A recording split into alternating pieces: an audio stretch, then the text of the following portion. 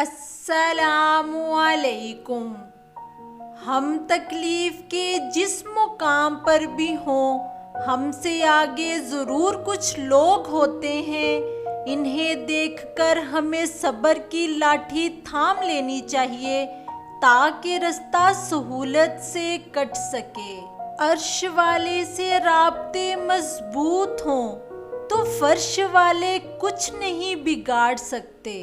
جب اللہ تمہیں کنارے پر لا کر کھڑا کر دے تو اس پر کامل یقین رکھو، کیونکہ دو چیزیں ہو سکتی ہیں، یا تو وہ تمہیں تھام لے گا یا تمہیں اڑنا سکھا دے گا۔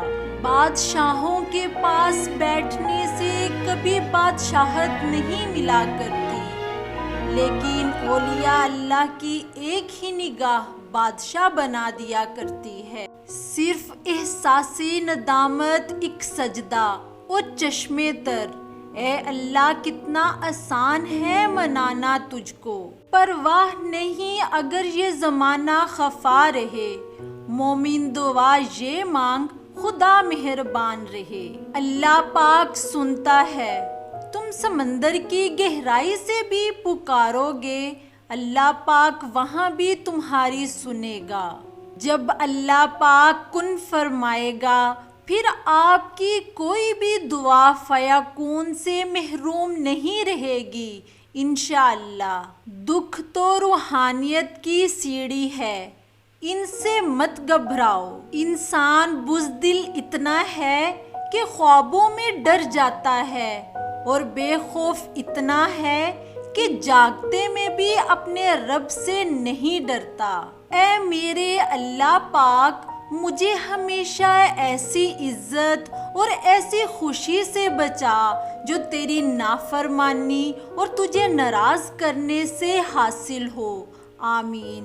ہر وہ شخص بے وفا اور ناقابل اعتبار ہے جو نماز نہیں پڑھتا ہے۔ اللہ پاک کی محبت ہر مشکل کا حل ہے۔ جن کا یقین عرش والے پر ہو، وہ فرش والوں کی باتوں پر دل چھوٹا نہیں کرتے ہیں۔ جب دل اداس ہو اور سمجھ بھی نہ آ رہی ہو تو سورہ رحمان پڑھ لیا کرو، دل کو سکون آ جائے گا۔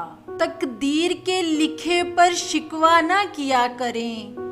آپ اتنے عقل مند نہیں کہ اللہ پاک کے ارادے سمجھ سکیں۔ نماز پڑھنے سے صرف دنیا کی مشکلیں ہی آسان نہیں ہوتی، بلکہ موت کے بعد کی منازل بھی آسان ہو جاتی ہیں۔ آزمائش بھی اللہ پاک کی طرف سے تمہارے صبر کا امتحان ہوتا ہے۔ امید آدھی زندگی ہے اور مایوسی آدھی موت۔ اللہ پاک دیری انہی کے لیے کرتا ہے جن کا مانگنا اسے بے حد پسند آ جاتا ہے۔ اللہ پاک ایسا نمازی بنا دے کہ نماز پڑھے بغیر گزارا نہ ہو۔ جنہیں اپنی قوت و اسباب پر نہیں، رب پر بھروسہ ہوتا ہے، رب ان کی مدد کے لیے بھیجتا ہے کبھی فرشتے، کبھی ابابیلیں۔